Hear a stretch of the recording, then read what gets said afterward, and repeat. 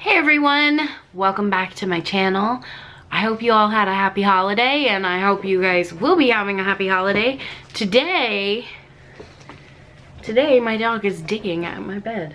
No, today we are going to be doing two videos in one. So first I'm gonna tell you what I got for Christmas because I got a bunch of requests about that on my last Vlogmas video. So I'll be showing you guys all of that stuff. I've got it in a box next to me.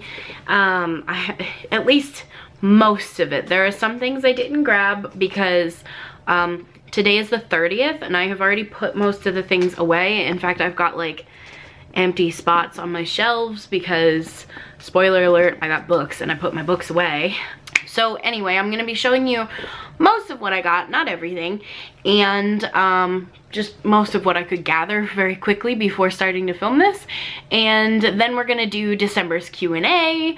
This is gonna go up on the last day of December, so it still counts. But yeah, if you are not interested in what I got for Christmas, I'll put a timestamp right here so that you can skip to the Q&A really quickly. If you're new to my Q&As, I do them every month and I don't know why I'm talking like this. But yeah, I do Q&As every single month, and if you want to be a part of them, leave your question down in the comments. Every month I get questions from the previous month's Q&A video, so this month's Q&A has questions from November's video. So, with that being said, let's just jump into it. I'm just gonna start with the top of this big old pile of stuff. It's not really in order. I got stuff from multiple different days. Like I did a Secret Santa about midway through December, and then my husband and his mother gave me stuff prior to Christmas, and then my family gave me stuff on Christmas Eve. So there's a lot of stuff and it's not really in order, and I am missing some things. Like I got a bunch of gift cards this year. I didn't think those were interesting to show. And then I got a shirt from my mom that was kind of a turtleneck, but that's in the laundry. And I got a headband from my grandpa, but that's downstairs with, it's one of those like ear cover headbands for, you know, the cold, and that's downstairs with my coat. And there's probably some other stuff I'm missing because, oh, I got an ornament from my friend that I think I showed in Vlogmas, but it's a Slytherin ornament. I'm not gonna include that because it's still on my tree. But yeah, I think that's it. If I'm forgetting something, I'm sorry. It's just been a minute. It's been a few days now. So let's just get started. I'll start with some of the little stuff. So if you guys watched my vlogs, you know that I got one of these ornaments from Lori from Little Lottie's Heartland. Well, I also got one from my little sister. Super cute. And I noticed they have little duck butts, which is so funny. So I'm gonna say that this one is a tenrec and the other one is a hedgehog, because tenrecs actually have little duck butts. So super cute. And then I got a mini pop, and that is of Severus Snape, and that's from my friend from the Secret Santa we did this year. And then I got two other pops who aren't in their boxes because I had already put them on my shelves, but I got Queenie and Tina from Fantastic Beasts and Where to Find Them. And then also from my friend, I got the Urban Decay Nocturnal Shadow Box. That's what that looks like. I haven't used it yet because this is the first time that I've put makeup on since November. And then next I got the Harry Potter The Wand Collection book, and it has a bunch of information about the character wands. I do actually have 6 wands personally. So this was very cool. Super fun. And this actually will go on top of my bookshelves instead of like in them. I had it up there already. And that was from my husband. And then again from my friend from Secret Santa, I got the illustrated edition of Harry Potter and the Sorcerer's Stone. And these are very beautifully illustrated. Just absolutely stunning. This is actually, believe it or not, my very first copy of the illustrated editions. And then moving on to more books, I got They Both Die at the End by Adam Silvera. This is such a good book. I've actually already read it, but I really like to own things I've read.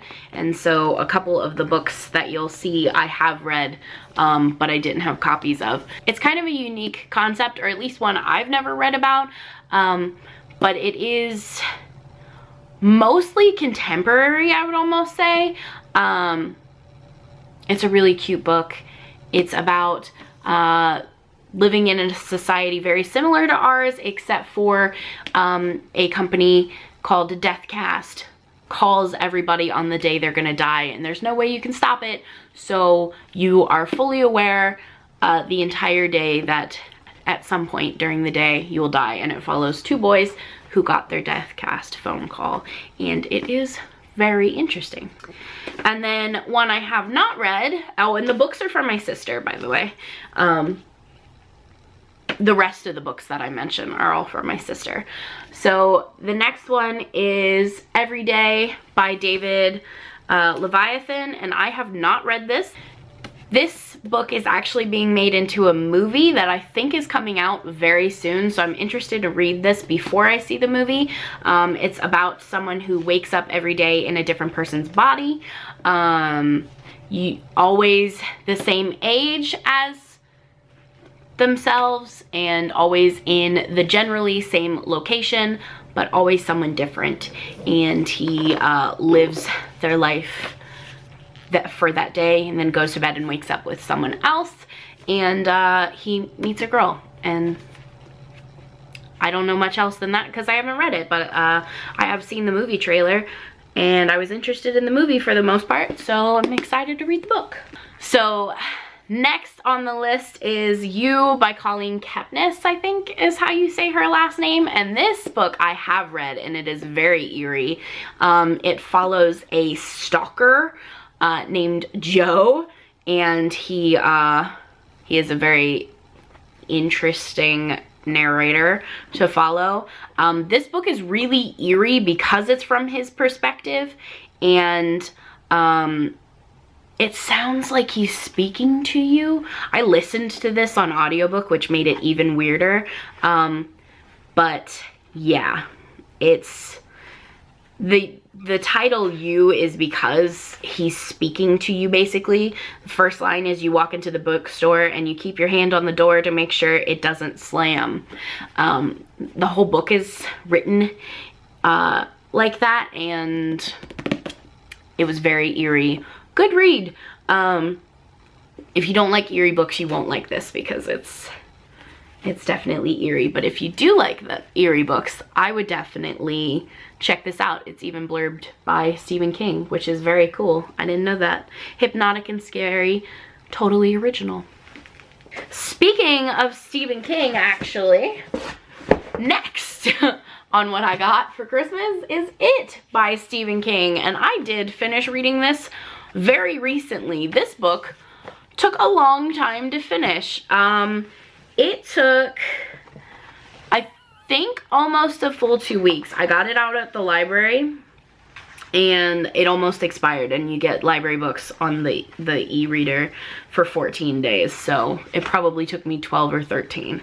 And this book is over 1,000 pages long, so that's why it takes so long. It's like 1,100 and something, but yes. We got a little bit of a throwback. Like I said, I like to own everything I've read, and oddly enough, I did not own this. My sister was asking me like what books I wanted, and we were talking about how I listen to a lot of audiobooks now, and one of the very first audiobooks I ever listened to was The Hunger Games, and I was like, you know, I've never read that since then. And she was like, really? And I was like, yeah, I don't own them. And here they are. I have technically only listened to this once on YouTube, because audiobooks can be found on YouTube sometimes, and I'm actually pretty excited to own the series. I've always looked at buying it, but never really bitten the bullet because, like, I don't know, I just never did. So now I have the set. 2 more books. We got The Curious Incident of the Dog in the Nighttime by Mark Haddon. I don't know a ton about this book other than my sister read it in school this year and really liked it. So I'm excited to read it. Apparently it's very interesting and very Sherlocky. So we'll see. And then another one I have not read, but this is actually a movie now, and that is Trash by Andy Mulligan. And I don't know a ton about this either. In fact, the only reason I know it's a movie is because it says now a major motion picture on the front cover.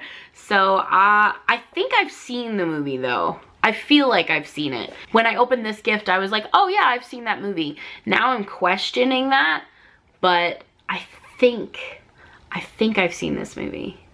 3 boys, $6 million, and 1 chance to solve a dangerous mystery and survive.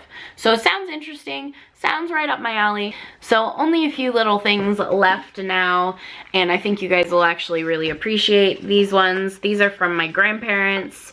This is a necklace, and I don't know how well you'll be able to see it on camera, hopefully pretty well, but it is a hedgehog necklace. Isn't it cute? I think it's super cute. And the other side is actually really cute too. Oh, it won't stay spun. There we go. It's a super cute necklace. Something that sort of matches to go with it. And that is hedgehog earrings. And these, my grandpa told me, are actually made out of real walnuts, which is really cool. So I'm excited for those because you can never have enough hedgehog merch. Merch. Speaking of merch, I have some merch. This is Fiona the hippo playing cards because I'm in love with Fiona. She is a hippo at the Cincinnati Zoo. For those of you guys that don't know, I live in Cincinnati, and Fiona was a hippo that was born prematurely. We all thought she was going to pass away. She wound up pulling through with the help of the zoo and the Cincinnati Children's Hospital, and she's like the little miracle baby, and she's cute and sassy and just precious. And these cards have a ton of different pictures of her from growing up, and they're very, she was very little there. They're very cute. I actually did a vlog going to the Cincinnati Zoo not that long ago, and we did get to see a little bit of Fiona. We got to see her butt, but she has a very cute butt, so I won't go through all of these, but they are very, very cute. And yeah, I actually have a Fiona t-shirt that I was wearing right before I started filming, but decided to change into my Crystal Lake shirt with Freddy versus Jason. And it says Camp Crystal Lake on it, because I just bought this shirt today and I wanted to wear it because I love it. I also got some other shirts today that you guys will probably see in future videos because I wear the same stuff all the time. So I'm gonna clean up this mess a little bit and then we'll get into the Q&A, and yeah. Okay, so I was gonna put all of that stuff away, like back in the box that I had, but I realized I really want to put it back on my shelves And I'm not gonna do all of that when I need to finish filming this video, so sorry you have to deal with the mess in the background. They're just books, so you'll survive. All right, first question. Also, my voice is going out a little bit. I am a little sick. I took a Sudafed this morning, but it's wearing off because it is now 12:30 in the morning, or night. It's midnight. First question is, would you recommend a hedgehog or a tenrec as a first-time owner? So honestly, probably the short answer is hedgehogs, and that's mostly for financial reasons and availability reasons. Tenrecs are extremely expensive. I paid $650 for Finn himself, and that's actually on the low end of the spectrum. And that's not including, you know, how much it costs to feed him, the cage I had to buy, all of his supplies. I spent well over $1,000 on him for his initial setup.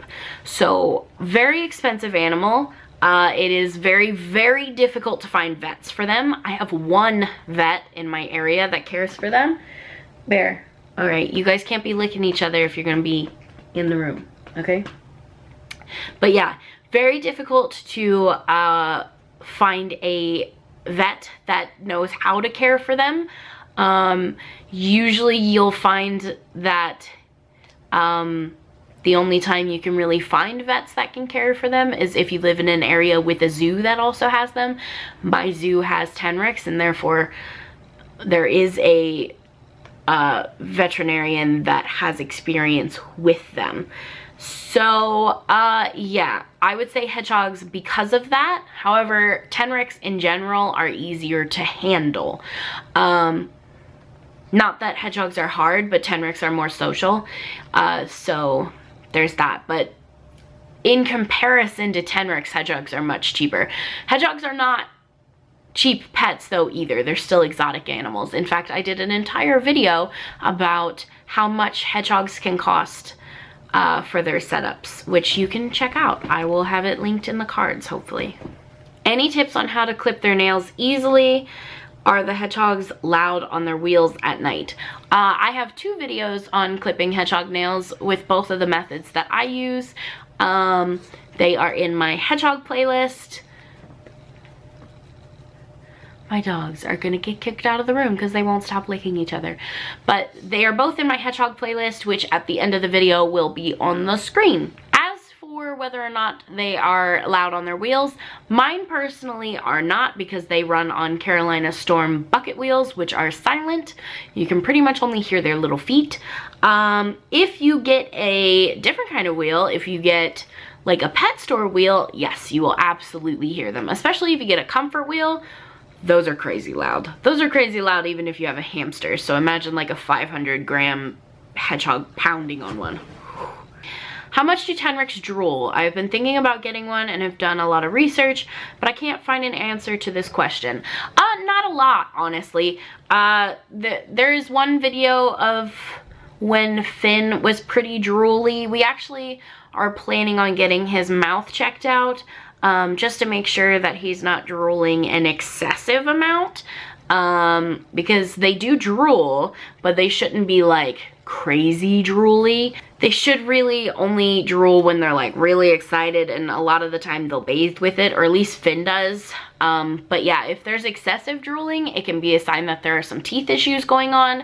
So we are actually going to be taking Finn in whenever we get a good opportunity, because he's in torpor right now, to have his mouth checked over just to make sure everything's okay and that his drooling isn't too excessive, because Finn is my first tenrec and I don't have a ton of experience with their mouths. What does your husband do for a job?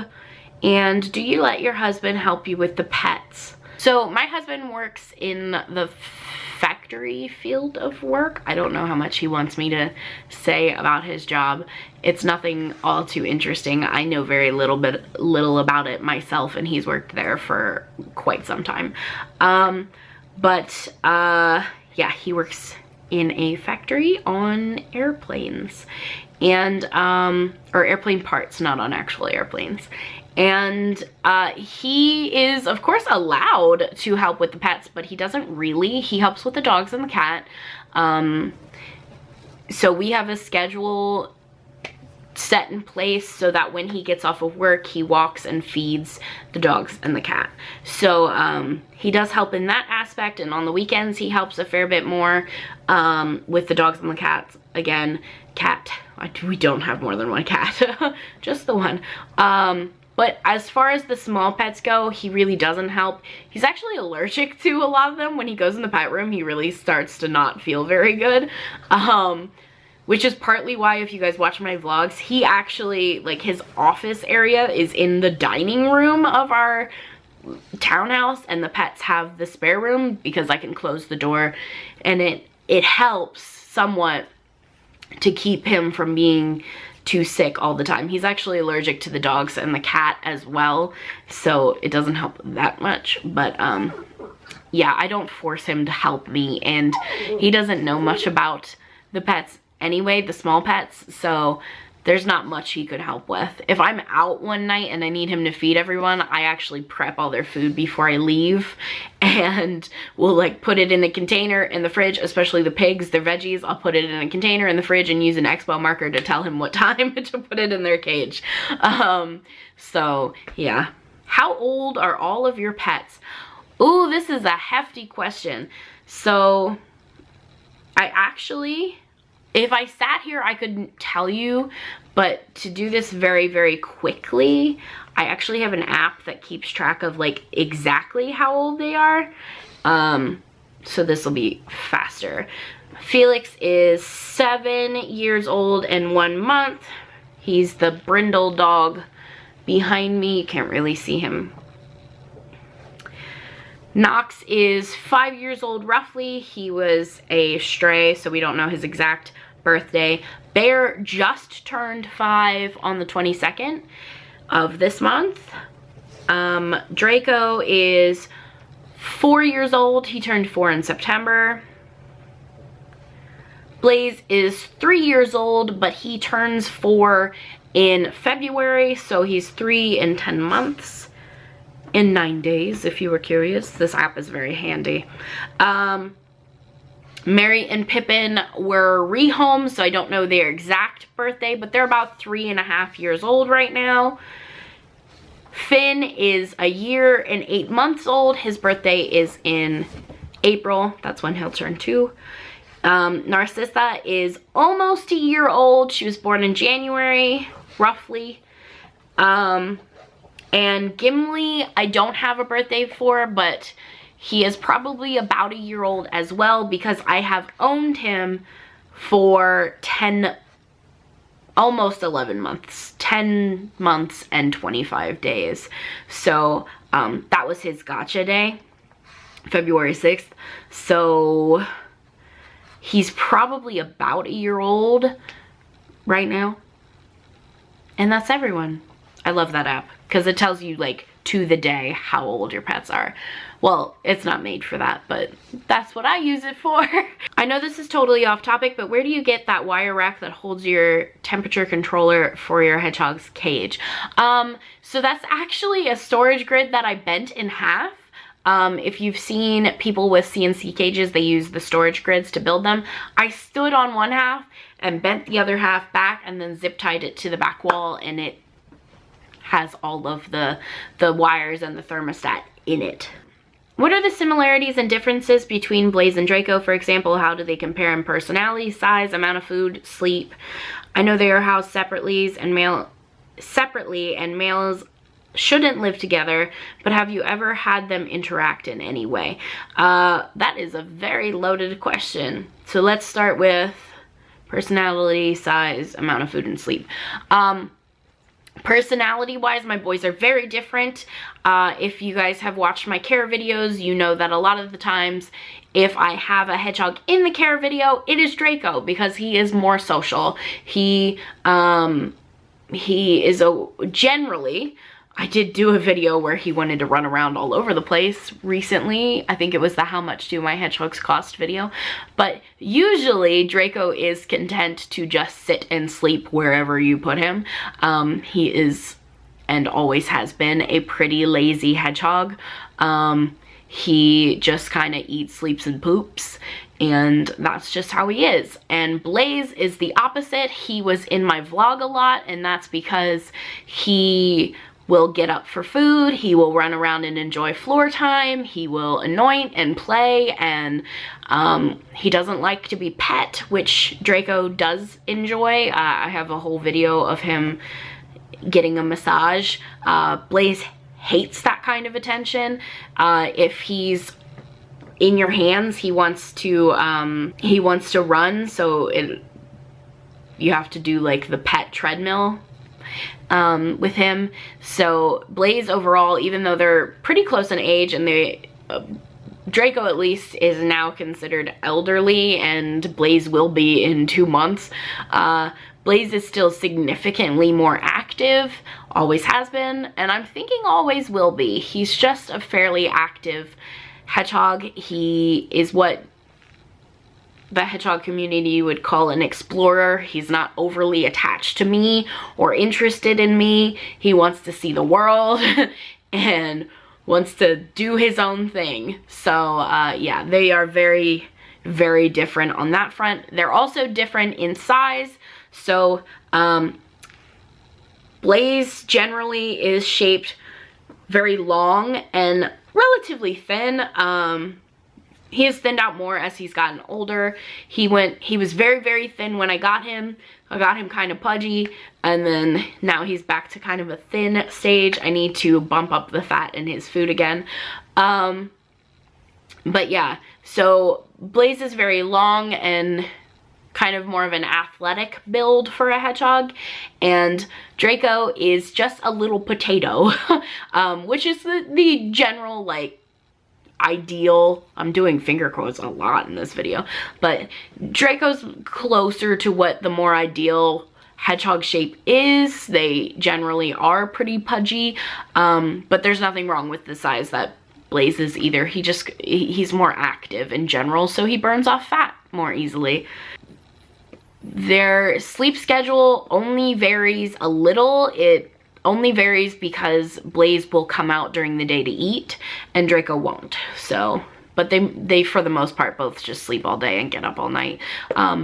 Blaze, if he hears me in the room, if I happen to wake him up, that's when he gets up and will like eat a little bit and go back to bed. Draco does not get up during the day at all unless I get him up. Yeah, you are correct in that males should never live together. My boys have met. When they were, oh my god, how long ago was that now?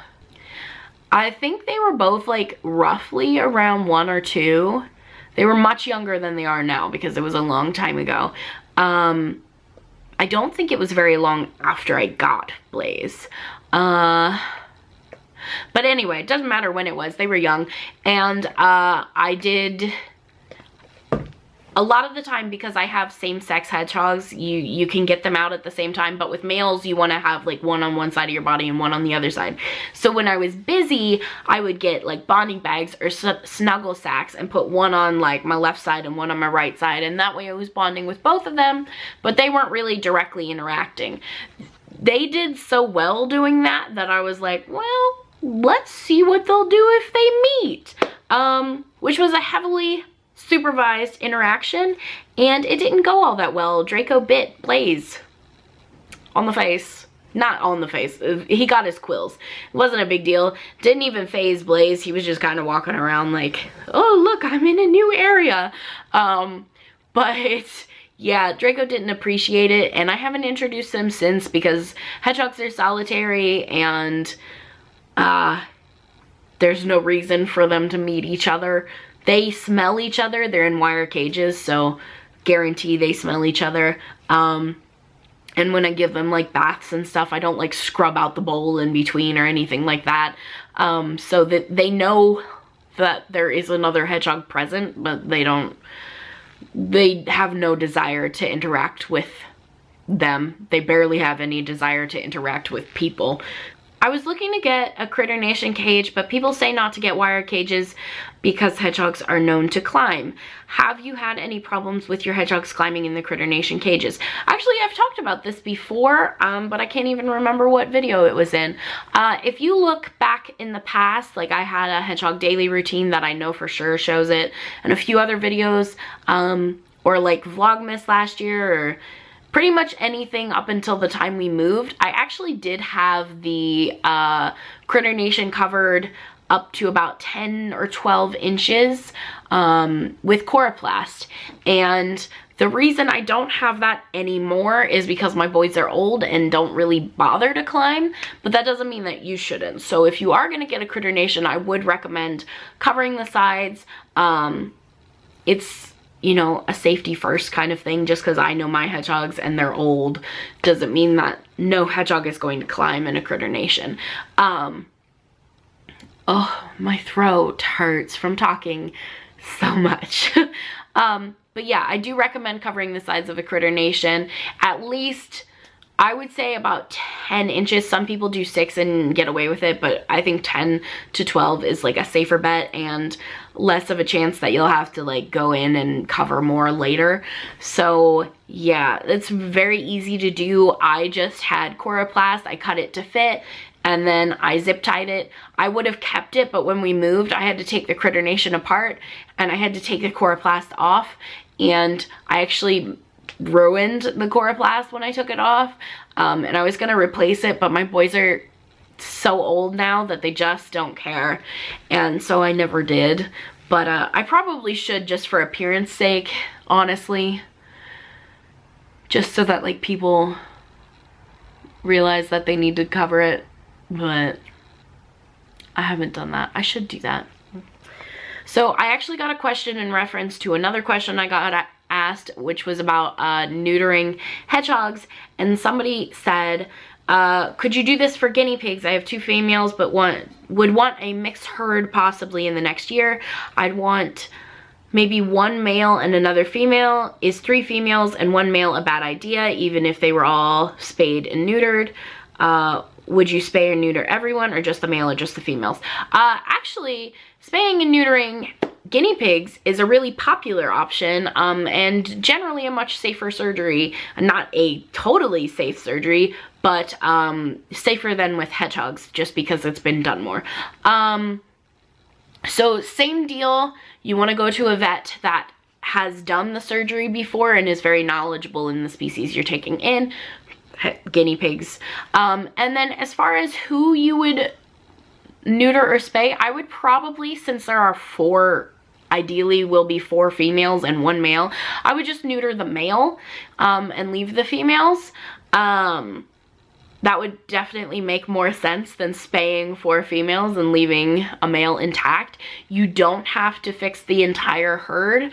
In fact, Guinea Pigs 1 might be a good person, Abby, she might be a good person to ask about this topic, because she does have mixed herds and some spayed and neutered guinea pigs in those herds. Do you ever take the pigs out to bond / hold them? I do lap time with the pigs. They don't like floor time. I'm hoping, now that they're on the bottom row of the Critter Nation, I am hoping to maybe build sort of like a big playpen area with a ramp out of their cage so that they could voluntarily do floor time, because they don't like when I pick them up and put them down on the floor for floor time. But I feel like if they could voluntarily walk in and out of their cage, they might be more willing to do it. So we'll see. But I do lap time, and a lot of lap time just consists of them sitting on my lap and me petting them and feeding them a little bit of food. They generally seem to enjoy that. They don't like being picked up, which what guinea pig really does, and they don't like floor time. So that's pretty much the only option I have. My boys are pretty skittish, they always have been. They are very food motivated, which is great, because that makes hand feeding really easy, but they're not like, they're not big on big open spaces. But again, hopefully floor time will work out if I can find a way for them to be able to voluntarily do it rather than me taking them out of their cage when they may not want to be taken out of it. So fingers crossed that works out. Why don't you have any reptiles? Honestly, no specific reason. I really want a gecko, but now is not, I really want a gecko, but now is not a great time for a gecko. Mammals are harder to have a lot of, just because they require a lot of really daily consistent care. Whereas I think the benefit of reptiles and why you see people with a lot of reptiles is that their care is a lot more minimal. That's not always the case, but that's the case for a lot of reptiles at least. Whereas, you know, take my guinea pigs for example, which are a very common pet. They require like, I have fleece and I end up vacuuming in there twice a day. I have to refill their hay racks constantly. They need attention regularly. They need their nails done regularly. They need their cages cleaned all the time. They, you know, they're very high maintenance pets. And then my hedgehogs are equally as high maintenance in different ways. Like they need their wheels cleaned all the time. They need foot baths pretty regularly. They need handled daily, otherwise hedgehogs can get really antisocial if you don't. And so right now I have a lot of animals that require a lot of my attention, and I'm definitely at my limit. I'm also at my limit in my pet room. There's not a lot of space. I'm moving things around to hopefully make more space, but that's mostly so that I quit going insane with the amount of clutter I have in there. I'm kind of at my time and space max right now. So yeah, that's basically why right now I don't have one, because I would really, really love a gecko. I would really love one. Like, it's one of the next pets I would really like to get, but it's just not a great time right now. And my camera is telling me that it's dying, so it's time to go. Thank you guys so much for watching. I hope you have a happy new year, and I will see you next year.